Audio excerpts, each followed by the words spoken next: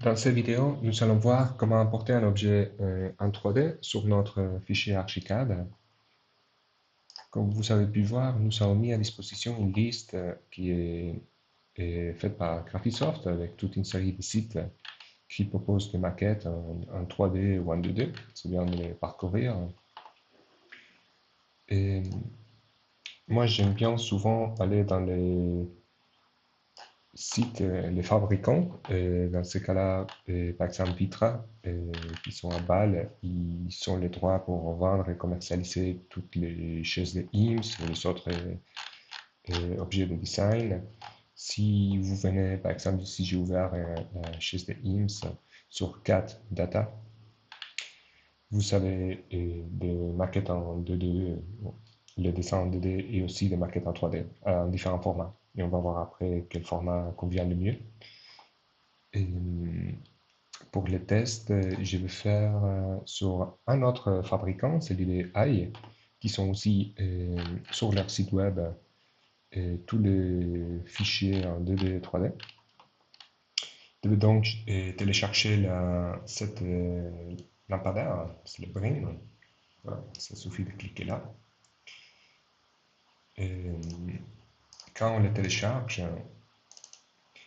il le télécharge automatiquement dans toute une série de formats. Et parfois, on n'a pas le choix, mais ici, on a quand même un bon choix de format. On va faire les tests avec trois formats, c'est celui de SKP, SketchUp, FBX et 3ds. Pour SketchUp et FBX, c'est assez simple. Si je viens à mon fichier de base et je viens ouvrir le fichier ouvrir, vous allez voir qu'ici, il me propose normalement par défaut Archicad, mais je peux choisir aussi le format SketchUp et le format FBX. Du coup, ça suffit tout simplement de cliquer sur le fichier et l'ouvrir. Et c'est parfois mieux de lancer sur un autre exemplaire d'Archicad. Et ça prend parfois un peu de temps. Ici, j'ai déjà fait, que j'ai déjà importé. Et quand vous ouvrez le fichier, il va directement importer l'objet comme un objet de bibliothèque. Vous voyez ici, il est déjà dans la bibliothèque emboîtée. Et on peut le voir en 3D. Il y a parfois des subtiles différences entre les différents formats. Et si vous avez le choix, je dirais que le format SKP, c'est le plus simple. Du coup, le format de SketchUp, et il s'importe assez bien sur Archicad. Mais vous verrez que ici, on a du coup la même chose. Ça, c'est les résultats quand j'ai importé le fichier FBX. Et sur la 3D, il est presque identique.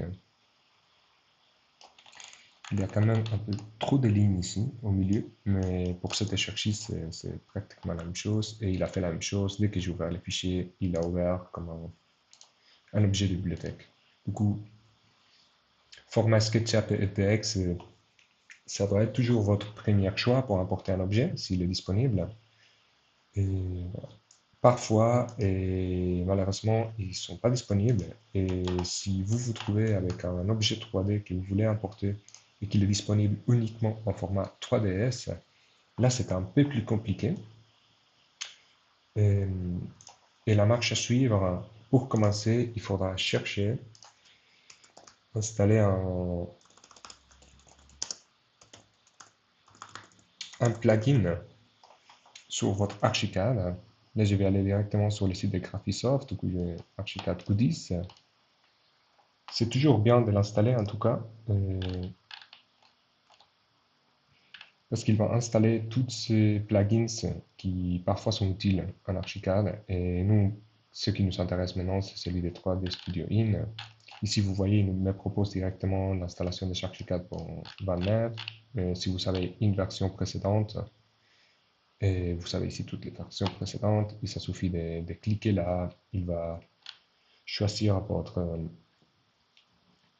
euh, votre système votre software de l'ordinateur, donc Windows ou Mac, et installer normalement toutes les plugins.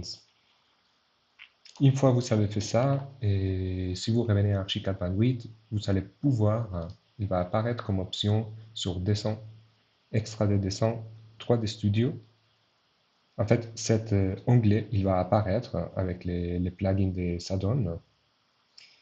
Et là, on peut importer 3ds comme objet GDL. C'est-à-dire, il va nous permettre de choisir un fichier 3ds qui va directement importer dans la bibliothèque. Si je fais ça,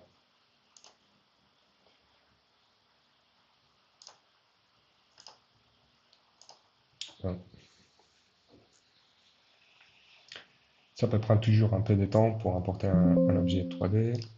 Et du coup, il va directement l'intégrer dans la bibliothèque 3D. Si je décide de placer un objet, je vais voir dans mon bibliothèque emboîtée du coup, les nouveaux objets que je vais placer.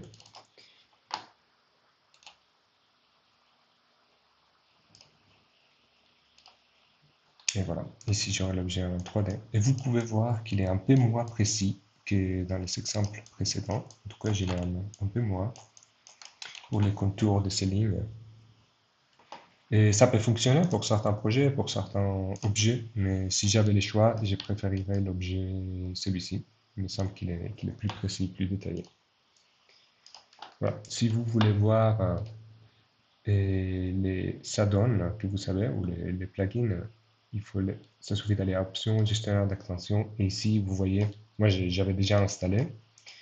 C'est toujours bien en tout cas d'installer tous ces plugins qui vous permettent de faire des choses supplémentaires sur Applicable. Voilà, ça c'est le tutoriel pour importer un